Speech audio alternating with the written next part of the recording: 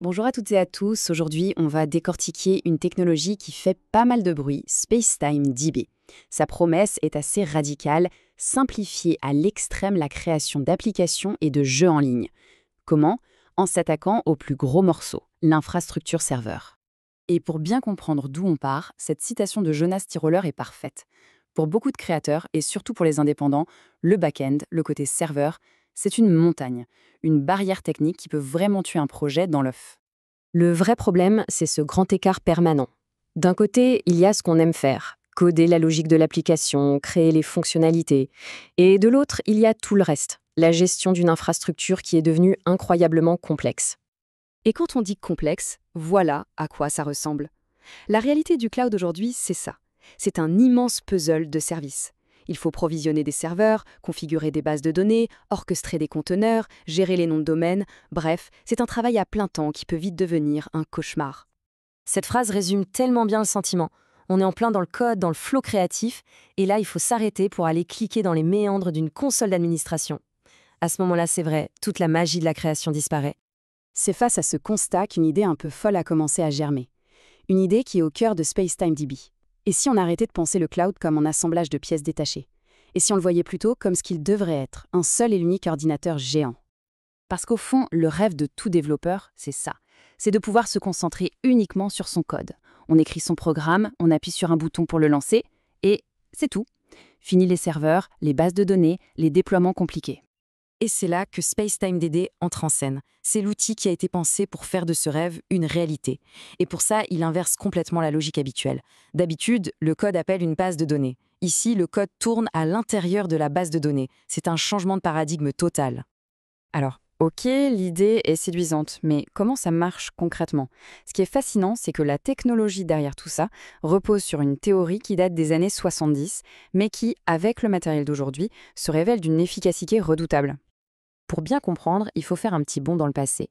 À l'origine, les données étaient organisées avec ce qu'on appelle des pointeurs. En gros, un pointeur, c'est une adresse. Il dit exactement où, physiquement en mémoire, se trouve une autre donnée. Le problème, c'est que ça lie très fortement la structure des données à leur emplacement physique. Et puis, un informaticien du nom d'Edgar Code a eu une idée de génie, le modèle relationnel. L'idée, c'est qu'on ne référence plus les données par leur adresse physique, mais par un identifiant unique, un ID. Et cet ID, il est complètement indépendant de l'endroit où la donnée est stockée. C'est ce qu'on appelle l'indépendance physique. Et ça change tout. Alors pourquoi c'est si important? Pour la performance. On pourrait croire que suivre un pointeur direct est plus rapide. Mais sur les processeurs modernes, c'est l'inverse. Les pointeurs forcent le CPU à sauter d'un bout à l'autre de la mémoire, ce qui est très lent et invalide son cache. Le modèle relationnel, lui, permet d'organiser les données en colonnes, bien alignées dans des tableaux. Et ça, les processeurs adorent, car ils peuvent traiter les informations en séquence à toute vitesse. Et le résultat de cette approche, c'est un processus de développement d'une simplicité bluffante. En gros, ça se résume à 3 étapes. D'abord, on définit ses tables, sa structure de données. Ensuite, on écrit la logique, ce qu'on appelle les reducers.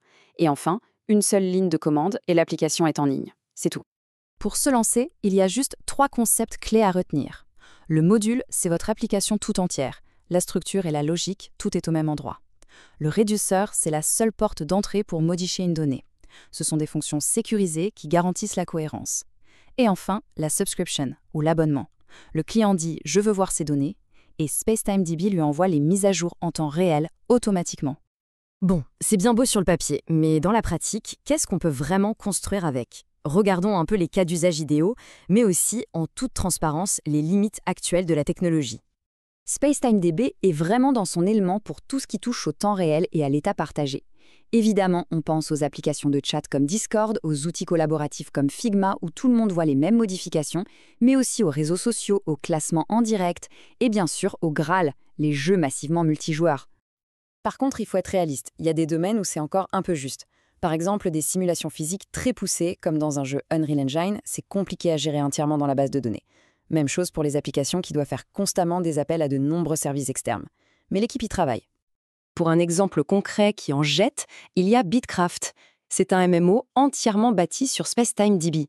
Tout l'état du jeu, du mouvement d'un joueur à la position de chaque arbre, est géré dans la base. Et le plus fou, c'est qu'ils peuvent publier des mises à jour de la logique du jeu en direct, sans jamais redémarrer les serveurs. C'est une petite révolution. Finalement, tout ça nous ramène à la promesse des départs, à la proposition de valeur centrale de SpaceTimeDB. Permettre aux créateurs de se concentrer sur une seule chose, le code, en faisant complètement disparaître la complexité de l'infrastructure. Et on boucle la boucle avec cette vision à la fois si simple et si puissante qui est le moteur du projet. Le cloud n'est plus un puzzle de 200 services, c'est juste un grand ordinateur. On prend son programme, on le lance dessus et c'est fini. Et ça nous laisse avec une question assez vertigineuse. Si on enlevait complètement cette barrière de l'infrastructure, si on pouvait créer sans jamais plus se soucier des serveurs, des bases de données, quelles nouvelles applications, quelles expériences incroyables pourrait-on inventer? La question reste ouverte.